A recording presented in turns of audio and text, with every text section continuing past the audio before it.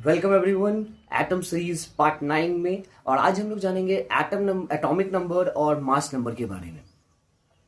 So atomic number is given by और denoted by letter Z। We call it as Z।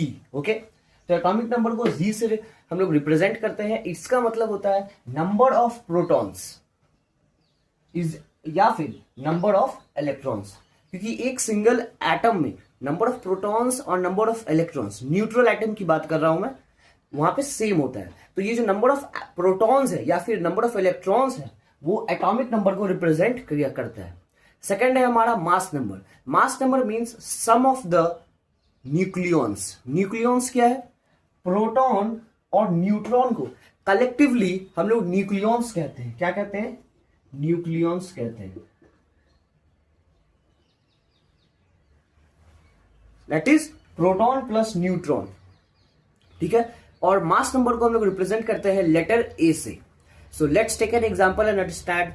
तो एक carbon है, ठीक है। सो कार्बन के पास टोटल यहां प्रोटॉन 6 होता है, electron is also 6 and neutron is also 6। तो इसका मास एटॉमिक नंबर क्या होगा? 6। मास नंबर क्या होगा? 6 + 6 दैट इज 12। तो इस तरीके से हम लोग, अगर हमें किसी का प्रोटॉन, न्यूट्रॉन और न्यूट्रॉन पता हो, किसी भी एटम का ये तीनों पता हो, तो हम लोग उसका एटॉमिक नंबर और मास नंबर निकाल सकते हैं। या फिर अगर हमें एटॉमिक नंबर पता हो और मास नंबर पता हो तो हम लोग इलेक्ट्रॉन्स, प्रोटॉन्स और न्यूट्रॉन्स के नंबर को पता कर सकते हैं।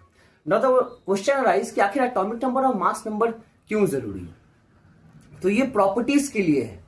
प्रॉपर्टीज को इजीली याद किया जा सके मेटल्स के, इसलिए इन्हें बनाया गया है। तो याद रखिएगा, जो एटॉमिक नंबर होता है वो एटम्स के आइडेंटिटी को दर्शाता है, और जो मास नंबर होता है वो एटम के मास को दर्शाता है। So stay tuned and see you in next part where we are going to learn about isotopes.